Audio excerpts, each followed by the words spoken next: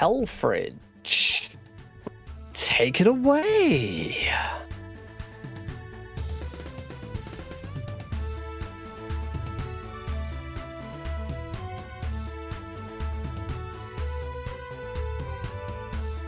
Hello everyone, I am TheHellfridge, and today I will show you Frogun, which is a wonderful little game that came out last year, which is like a puzzle 3D platformer inspired by old like N64 PS1 games. It's like a mix between Chameleon Twist and the aesthetics of Mega Man Legends. Before we begin, like I would not be doing this run honor if I wouldn't be wearing my beloved little frog hat that my fiance made for me. Yeah, that always goes up when I'm playing Frogun. Before I start the run, I will just briefly explain the main mechanic, which is the Frogun, which is a gun frog item, which is also sentient, and it can basically grab onto any surface. So walls, whatever, items, enemies, big mushrooms for bouncing, and we want to use that to get through all levels very quickly. So, without further ado, I will start on an empty slot. There is a speedrunning mode, which we will not be using for reasons I'll explain later. But for now, we will start in 3, 2, 1, go. So the story of this game is, this is Renata, and I'm going to steal a joke from a fellow runner. She's going to try and rescue her parents, Luigi and Daisy. It's like a joke stolen from Trader, who's the current world record holder in this category. And he also ran this game at GDQ last time. But yeah, like the parents were stolen away by a bunch of bugs in a temple, so of course this little kid has to go save them. And the very first level is actually already like one of the hardest. It's like a steep early learning curve for this run, because in this very first run we're gonna already do scary things. Basically, whenever you see me being over nothing, that's a scary thing. So this jump here, and there I missed it. That's fine.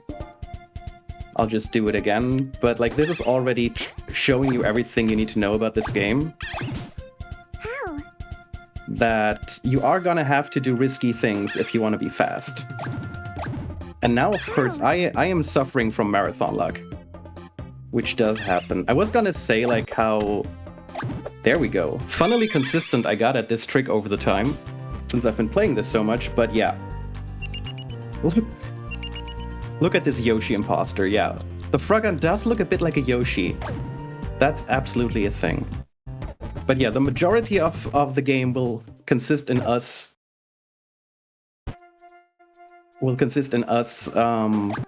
trying to skip over as much level as possible while doing swaggy grab.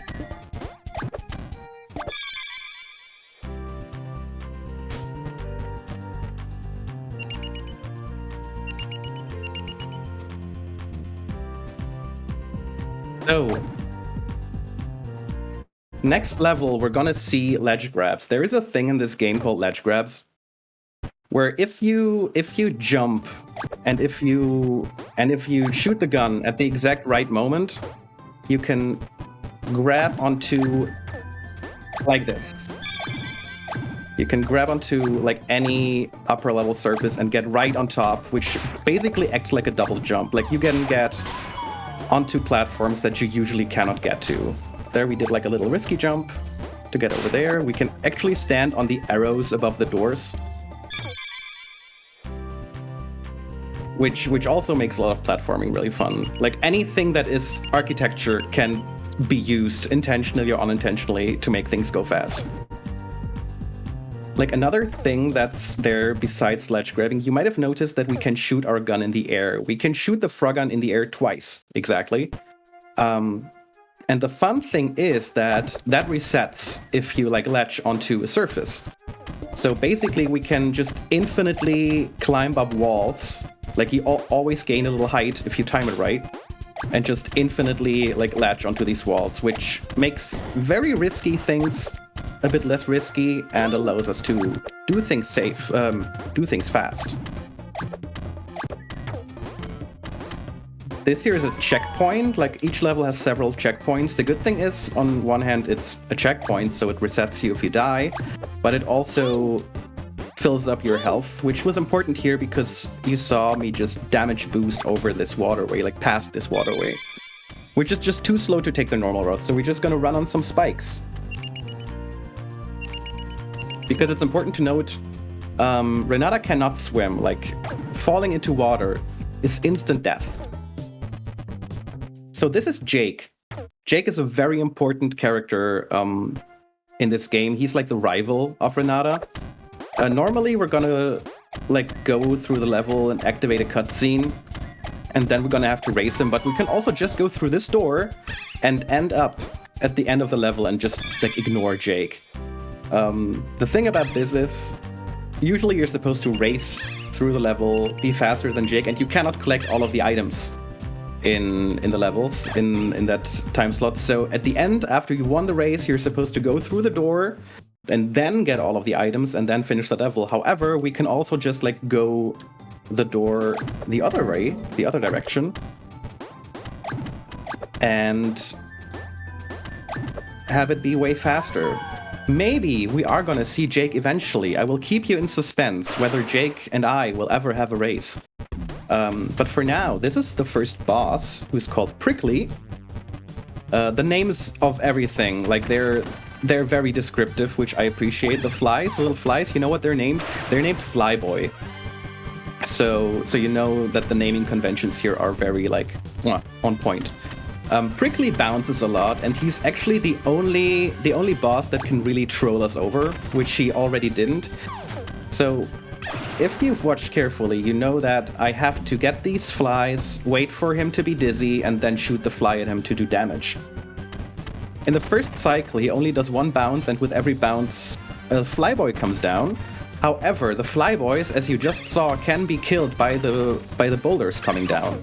So if you're really unlucky, a Flyboy can just land in the same spot as a boulder, and then you're out of ammunition for that cycle, and you have to do another cycle.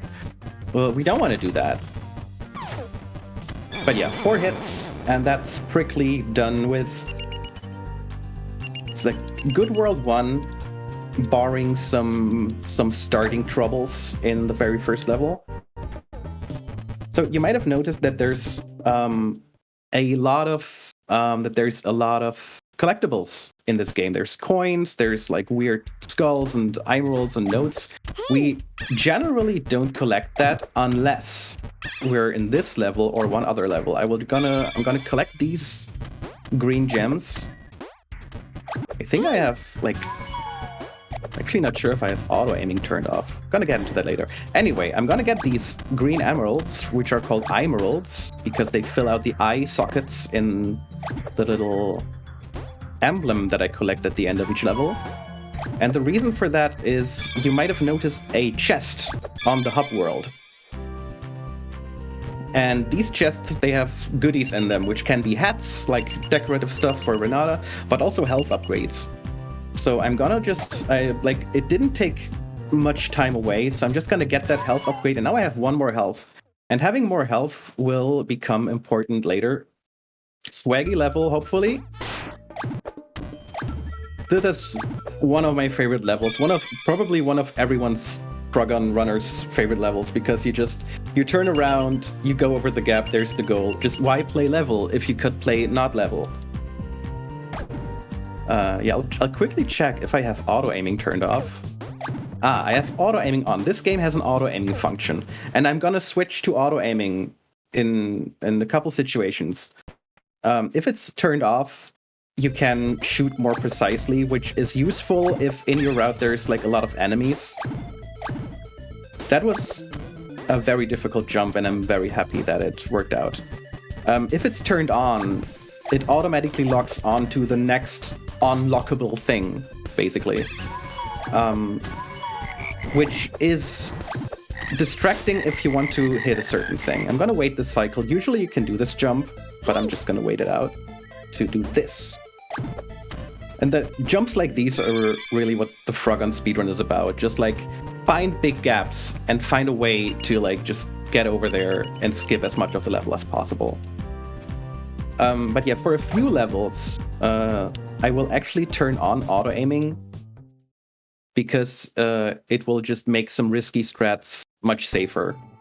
There are some levels where you want to be able to like precisely shoot past enemies, and there are levels where you really want to like...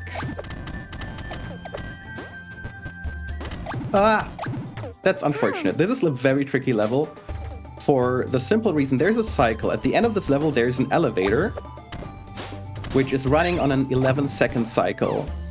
Nice. So I, of course, want to make it to the end of the level as fast as possible so I can catch the elevator. There it is. And I think we're going to make that. Yeah, that's like 11 seconds. If I miss that, there's a backup strat where I can infinitely wall climb up to the final platform, which is still faster than waiting the 11 seconds. It's also a bit riskier. I tend to do it if I miss the elevator because it's swaggy and I like doing swaggy things, even if I fail. So there's Jake again on the hub world. So maybe this time around, maybe now we're gonna actually have a race with Jake. However, I could also just jump over here, make it here, just skip past the cutscene trigger, get over here, and boom, another level where we did not meet Jake, and I'm almost out of coffee. It's horrendous, really. All right, but these transitions are a very good opportunity to have a drink because it's important to stay hydrated. So this is Kiki. Kiki is the second boss of this game. And it's gonna be a really interesting boss fight. And I'm gonna tell you why. Like, have you ever been like so bored by a boss fight that you... Oh my god, I missed the cutscene skip. Have you ever been so bored by a boss fight that you just like decided to leave? Oh no, what did I do? I didn't do anything bad. Yeah, I just left the boss fight because why wouldn't I actually? Like, it's like, look at this silly ant. I mean, I actually like its outfit really much. And I can just shoot it from the outside, and now I'm gonna go get some coins. Because we like ourselves some coins. Why am I doing this? It's a good question, actually. Like, you remember how earlier we got a health upgrade? There is another health upgrade right after this level, to be precise. And the way to open that is to have coins. Like, we need to have collected every coin in one level, like this one. And I forgot to activate that button there, and that might bite me in the butt now. We'll see. We'll see. Wait, how can I save this? I can save it like this, maybe? Now I missed the cycle. That's unfortunate. But yeah, usually, if you play really, really well, unlike me right now, you can actually use the time in between cycles to collect all the coins, which will allow us to have an extra health upgrade, which will make the rest of the run much safer, and it costs like no extra time because it's basically just the time you usually use to beat the boss. So now I'm gonna check out the arena there in the back. And I'm gonna jump down. And now I'm just gonna do the final phase, just like normal. Now you can see the boss fight. You see he zigzags back and forth, so ideally you just like make him align parallel to the wall. And then you just don't have to worry. You just stand around and just have another sip of water. I don't know. He also shoots these little tornadoes, and these tornadoes are actually vicious. They can also troll you. Normally we don't fight this boss like this, but these can troll you, so I'm also going to try to align them and then lure him away, because he also drops enemies that I can use as ammunition, and they can be killed by the tiny tornadoes. We don't want that. But yeah, that was Kiki. Sadly, we had to do an extra cycle, but honestly, it's not so bad. I've set a generous estimate for those exact reasons. Now I can get an extra health And we're going to World 3-1. This is a great level just for the entirety of its route. Like, we cut corners basically everywhere, and it's marvelous. Going over here, going up there. There's an elevator we just don't use. Hey! We go up here, so we could play it safe and walk on this wall, like along like a big stretch of the level, but playing it a bit risky is significantly faster. Like, going this way instead of going over the wall, I think is a good 7 seconds. And shots like these that I'm doing here are the reason that right now I have auto-aiming turned off, because there's just enemies in the way and jars and all of that stuff, and that would just disrupt all of the movement. However, next level, 3-2, we are going to turn on auto-aiming at some point for a swaggy strat that I just cannot get to work with auto-aiming off, like not consistently. But it actually works quite well with auto-aiming on, and it saves enough time that it's worthwhile to do it. So I'm going to go up here, go into the menu, turn auto-aiming on, and also just luckily enough, like the level right after this one, this mushroom here, that mushroom is the reason for auto-aim for me. Because missing that mushroom, that's just an instant death, and then you have to start the whole level. And I really want to show off these cool strats because there are so many swaggy jumps. So I'm going to take a couple of deaths, probably, likely, just because I want to show off cool stuff, because this game is wonderful. Like, casually, it's super nice and cozy and just a great, like, collect-a-thon jump run. And as a speed game, there's just so much swaggy stuff.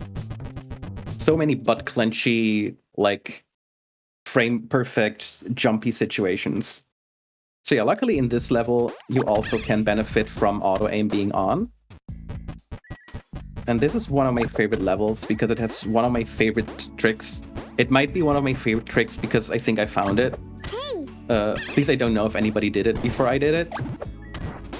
And I'm gonna show it to you right now. So first we're gonna grab a bat, because shooting a bat gives us more distance when jumping horizontally. And now we're gonna shoot this, shoot again, and now we're here on the wall. And we're gonna infinite wall climb up here to get onto this little ledge there. Auto aim there, and boom! Yeah, that's one of the most difficult tricks, I think. But it's one of my favorite tricks. And also the alternative route, which is much safer and a bit slower, I just hate it. Like, there's a button and a blue box, and it's just horrendous. Like, don't make me talk about it. It's horrible. So for this level, I'm gonna turn auto-aiming off again, because here it can ruin the route and make you take an unfortunate death. Gonna blindly, like without looking, we're gonna get up there. A lot of jumping up. You see how important, like, the infinite ledge grab, the infinite wall climb and the ledge grabbing is. So, another swaggy jump coming up. We're just gonna line here. Normally, we're gonna go through this door and do, like, a whole level, but we don't want to play level. We're just gonna jump down here.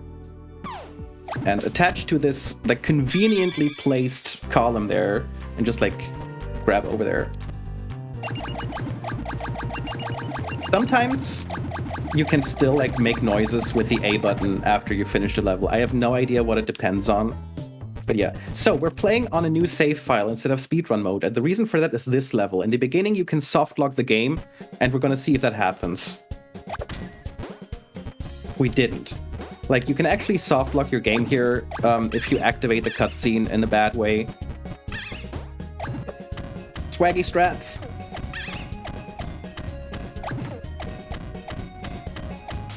There we are. That's a super difficult strat. Like, usually in a marathon run, maybe you shouldn't do this because it just costs time if it goes wrong. But I'm very happy that it worked. And that was a very good Jake level. That was, by the way, that was another Jake level. We didn't see Jake again. Oh my god, that's so unfortunate. Like, He's got such a cool design, and he's got like a little snake. He doesn't have a Frogun, he has like a little snake. Pretty cool, actually, but we just bye-bye, Jake. It's time for Wintry. Wintry is the third boss in the game, and it's basically the only boss where you can use some speed tech to make the fight go faster. First, we're gonna zip over here. So what Wintry is gonna do, she has like a couple of attacks, like basic ice boss enemy attacks. There's like some icicles and some ice columns. Oh, noise warning. In the beginning of all of her phases, there's gonna be this bad noise here. It's a bit unpleasant, and you just can't get it quieter. Like the sound options in this game, there are a bit like, I don't know, but there's this one sound that you just can't turn off. So yeah. Now you just saw me fail the good trick. You can actually just stand in the middle when she summons the columns at the end and immediately hit her as soon as she becomes vulnerable. I'm gonna show it off better now. It's gonna stand here. You can just like stand slightly in her model. We can also just take damage to make it like trivial. We have enough health, luckily. But yeah, apart from this, like, you might have noticed the bosses in this game, they are generally the easier part of the run, because they're very consistent, their attack patterns, they're always the same, they will always do the same things in the same order. There are some random elements like the prickly situation where it can kill your ammunition, but overall, the bosses is where the game gives you a little breather, and you can just be silly. That's important, to just be a little silly sometimes. Ah, now I missed it. That was unlikely, actually, because I was pretty clearly in there. But yeah, like I said, it's important to stay hydrated.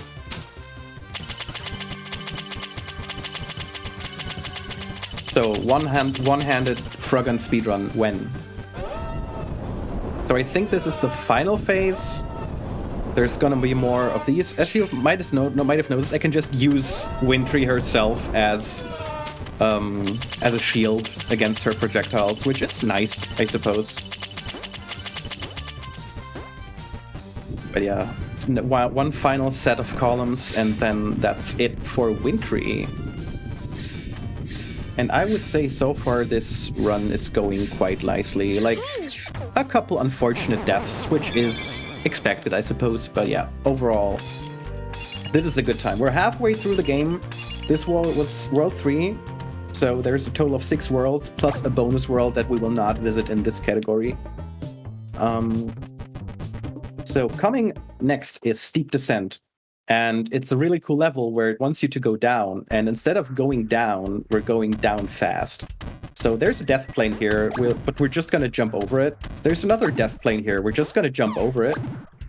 And yeah, then we're actually at the end of the level, and that was nice.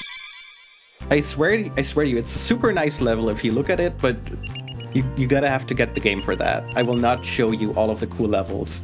I will show you the speediest way, and you're gonna have to get the game yourself. I'm not paid by the devs, by the way. I'm chilling out of the honesty of my own heart. So here I'm gonna turn on auto aiming again. It's just gonna make a lot of these next stages easier. I can grab onto these slugs, which is nice because like they're heavier than the flies, and the game decides, okay, you can grab onto them. So these mushrooms and the slugs, they're the reason I turned on auto aiming here. Just because it makes these kinds of shots a bit more easy and consistent. You don't want to miss any of the bouncy mushrooms that are hanging in midair, and auto aiming makes those really easy to hit. And onto Temple of Fire, which is also a level that benefits from auto aiming, not as much as the one before, but like this slug there, it sometimes doesn't want to be hit. These mushrooms, you see the red reticle, you just know that you're gonna hit if that's there. And this final jump here, that's just much easier with auto aiming on. So for these two levels, it's nice that these levels where it makes sense to turn on auto-aiming, that they come in quick succession.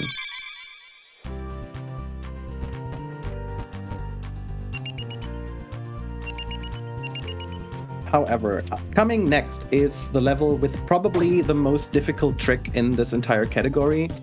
I'm gonna turn off auto-aiming again, just because that makes it a bit easier to pull off. So this is a long level, usually casually, and that's been annoying for speedrunners. So what you do is you jump over here onto this corner, and then you pray. And there we go. So yeah, this is like the most difficult infinite wall climb in the game.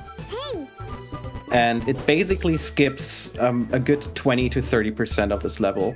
And the reason you turn off auto-aiming is because there's like a jar there and a coin pot, and they can throw off your aiming. And you don't want that to happen if there's tar under you, because also Renata cannot swim in tar. Like, you know, water is dangerous, and swamp is dangerous, and black tar is obviously also dangerous.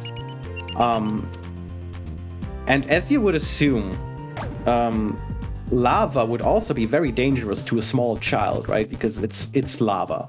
Like, who are we kidding? It's lava. So we're gonna assume that lava is also bad for Renata, and just like not even try it out. Oh no, I fell into the lava and nothing happened to me. I can, yeah, like everything kills Renata, but lava is just like, it's a scratch. I can just run around in it a bit. Also, what you maybe have not noticed, this has been another Jake level where we didn't see Jake because we went through a door. So 4 out of 6 times, like I have no idea if we're still gonna see Jake. This category is not kind to Jake.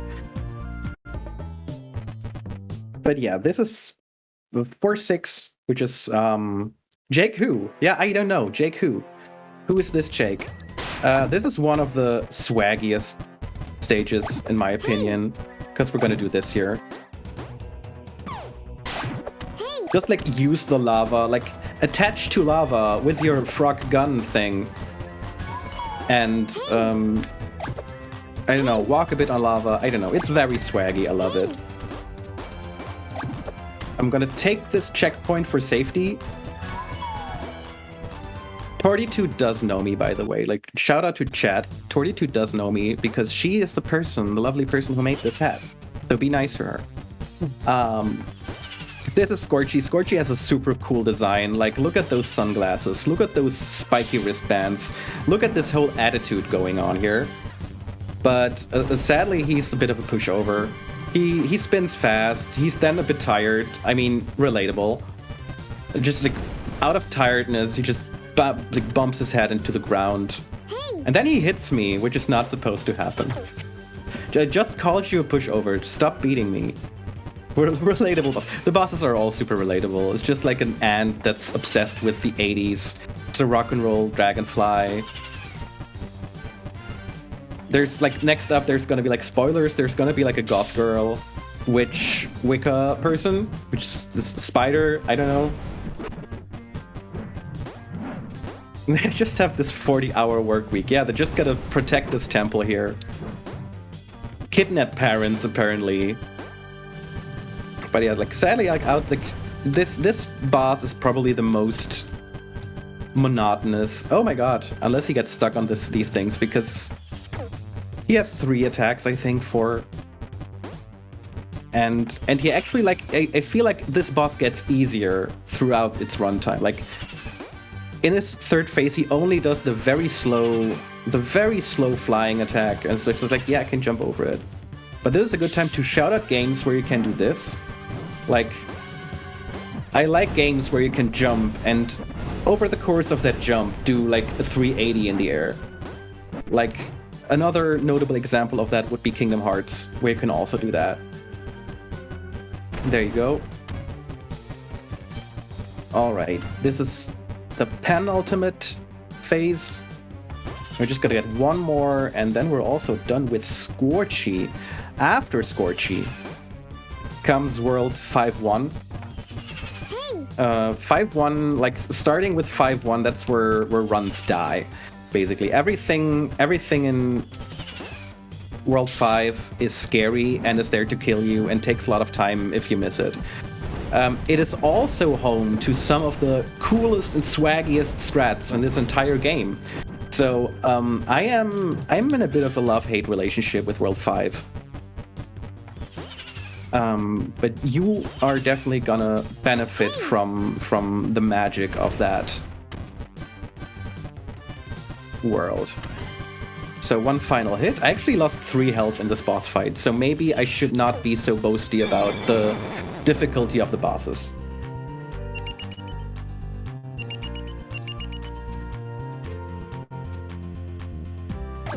Alright.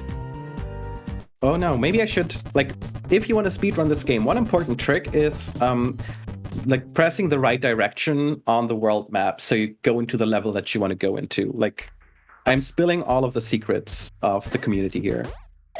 Like proper menuing, it's important for speedrunning.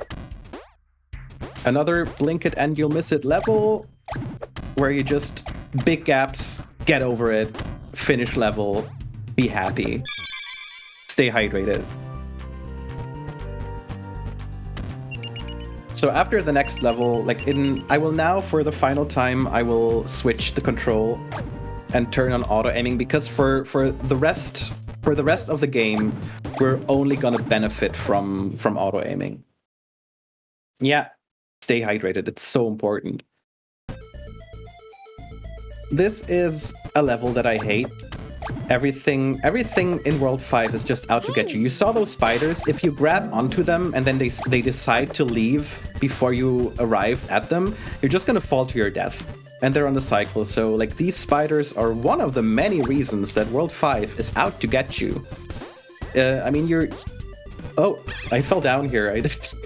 That was unexpected. You might have noticed that you can't see very far here. There's invisible blocks that only appear when you're close to them. Everything is mean to you in World 5. That's why I'm gonna be a bit extra careful. Especially with this final set of spiders where it's like... If I had been over thin air, I would have just died now. But I didn't. And that's been a very okay 5-2. Coming up is one of the coolest, probably the coolest trick in the entire game. At least in this category. Coming up is Chamber of Spooks. And it's got a cool zigzag between columns over thin air. It's a joint effort by Trader, the world record holder, and me. Like, I think I found the strat and he perfected it into something beautiful. So I hope I'm not gonna mess this up, because it's really cool and I like this trick.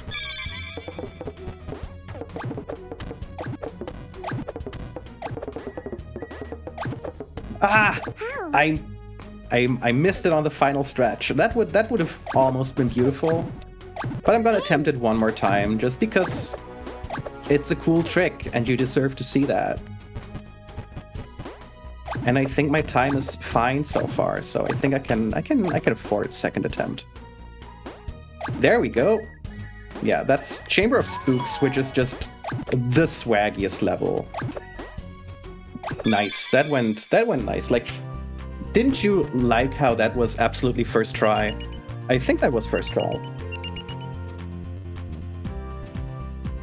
Coming up is another favorite. Like, the next level used to be my least favorite level. Now it might be my favorite level just because there's a story. Like, if you have not watched the GDQ run of this, you absolutely should, because there was a new trick shown there. And that trick was found like the day before GDQ started. Trader did practice runs and I was watching and we're talking about commentary and everything, and we're just like goofing around about the levels. And then we came up here and you see this level is horrible. Like, there's like everything is here out to get you, and we're just standing here and Trader just went like, oh, I wish you could just jump down there. And then he jumped down and did this. And suddenly, boom, you're down here, saving a lot of time. And that trick was found like the day before GDQ. And we kept it a total secret to try Hex, who was there for commentary. And that's probably my favorite game speedrunning story of my life. Oh my god, those spiders, that could have been bad. But it luckily wasn't bad. Like, yeah, that trick is called the Leap of Faith, named so by Trader himself. Because, I mean, that's what it was. Like, he just stood there and he jumped and it just worked. And it's an amazing trick.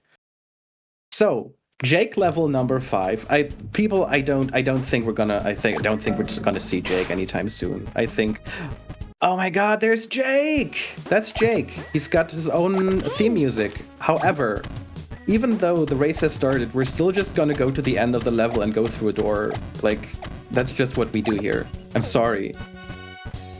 I won the race. Like, I won.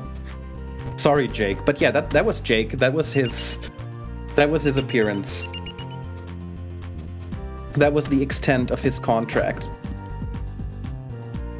And we're coming up to Hexy, the 5th boss, and probably, for many reasons, the coolest boss in this game. Maybe alongside the final boss.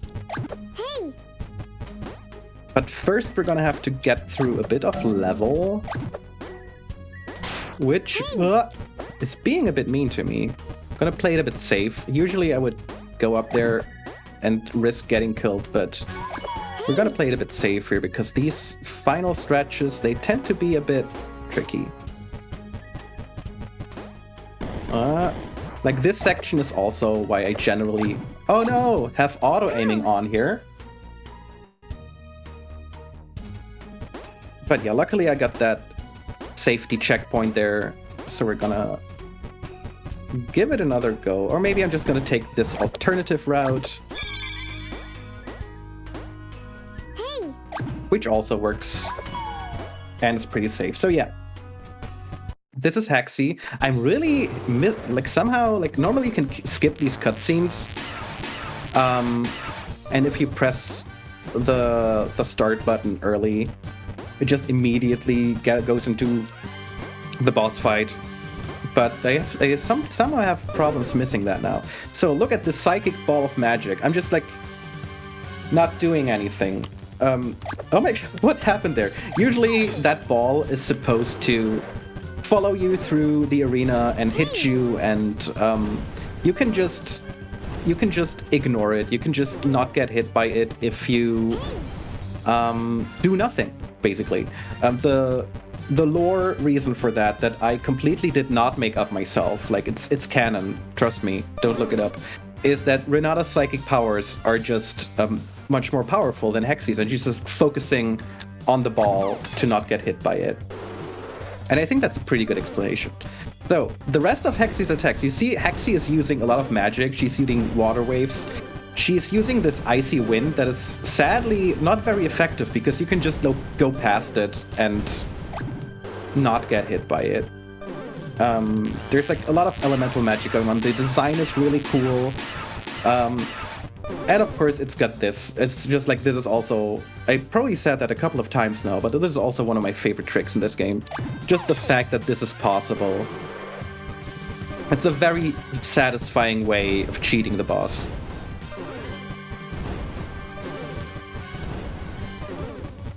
But yeah, like the other bosses, however, if you're familiar with the patterns, and if you know what's gonna happen, they aren't too difficult to deal with. Which is actually fortunate, because as you're seeing, the boss fights take a significant amount of time, because there's no way to skip cycles or anything. So you do not want to die. You do not want to die at a boss fight. Just costs too much time, especially not the final boss fight, because the final boss fight just takes, I think it takes 3 minutes in total. Let's hope I don't die there. I totally did die at a marathon at the last boss fight. It was hilarious. Everybody loved it because they got to see more of the game. So, coming up is the final world. There's another hallway level. That could have gone more nicely than it did. It's still not going great, to be honest. Oh my god, it's getting worse. So, that's not how it's supposed to go. Normally, like, you're swaggily gonna get up on that platform and then immediately go to the spider. And I think that's exactly how I did it, if I remember it correctly. Just like first try. Again, spider no, I'm not gonna mess with a spider if I'm not sure how long it's been there. It's a good rule, also for real life. It looked deliberate. Yes, everything I do is deliberate, in retrospect. So the final world, the theme of the final world is going the wrong direction. The final theme is gold! It's like the treasure chamber, and everything in here is gonna go really fast. It's the second shortest world, I think. World 1 is shorter just because of the boss fight. But these levels are big, like, explore boxes. They are not as linear as the others. Like, there's multiple places where you can always go. However, since there are these treasure boxes, it also means that there's very short paths to all of the ends of the levels. So these levels are gonna be short. They're also gonna be fun, and there's gonna be swaggy strats, but they're gonna be short.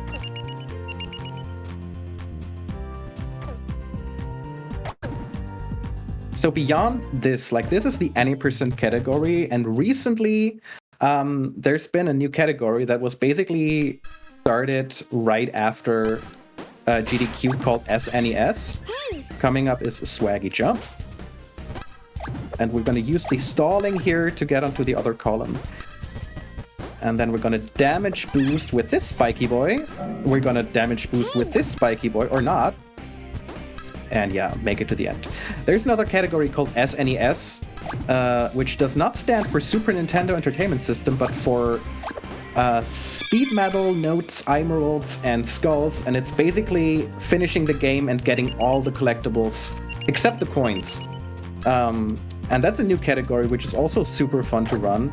So if you're enjoying this, but you would like to see more of the level, you're gonna love the SNES category. So 3 levels left. So usually you're supposed to go like into the 3 corners of the world and then open this door. However, we're not gonna do that. We're gonna do this instead. Which is just a wonderful thing. It's also an intentional skip. Like I just mentioned, there's like speed medals, there's like achievements for speed and everything. And the time for this is, I think, 30 seconds or something, and you cannot do that unless you skip that door.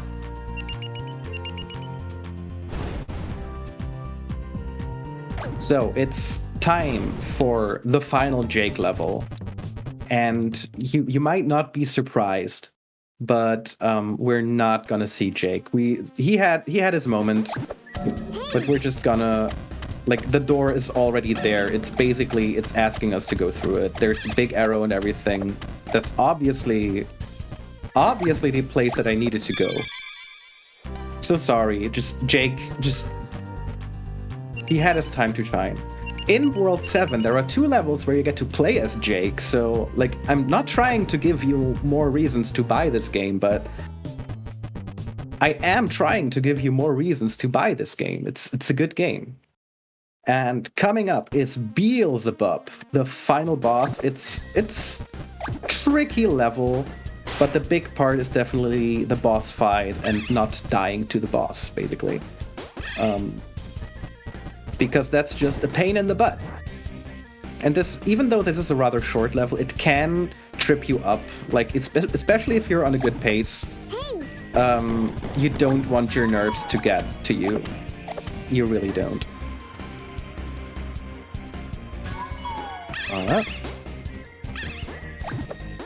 There we go. One final platforming section. And then it's off to the final boss fight. Beelzebub has 5 phases. And he's one of those bosses, like, you know them, where, like, they take one attack from every other boss. And it's basically a best-of all the bosses so far. So this is his original attack, which is really mean. Like, you would think that the bosses aren't as hard, and I already told you that the bosses there are always the same. But this one attack, it can really trip you up if you're not careful. So yeah, at the end of each phase, you have to pull these under his butt to burn the butt, and then he gets a damage.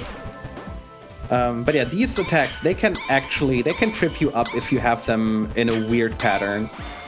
So that's the one moment in the boss fight where I need to focus. Now there's Kiki's attack. He's gonna zigzag back and forth, so you want to align him parallel to the wall. Now he's really close to me. I do not like that. But that's fine. But yeah, like I said, I did manage to die to this boss once at a marathon. I think since then I've become a bit better at it. I say that now and then I miss these things. Oh my god. Like that, I almost jinxed it. Like, you do not want that attack to happen just because it takes a lot of time. I saw that attack that happens if you miss. If you do not manage to hit him, I saw that once in my entire life. So that should not be happening. Number 3, these are like the projectiles from Wintry, and you have to hide behind this one pillar to not be hit. And he does that twice. And this move, like, that's the one that I find the second scariest. Just because sometimes the hitbox just doesn't, you can't trust it sometimes.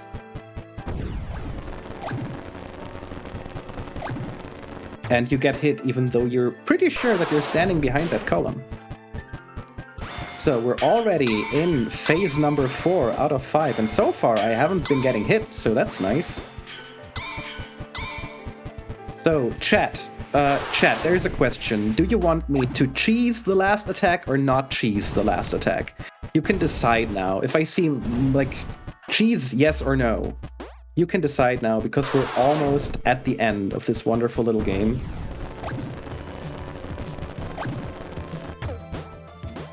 And in this final phase, he's gonna do all of the attacks again. It's gonna be this one, it's gonna be Prickly Stomp. Oh.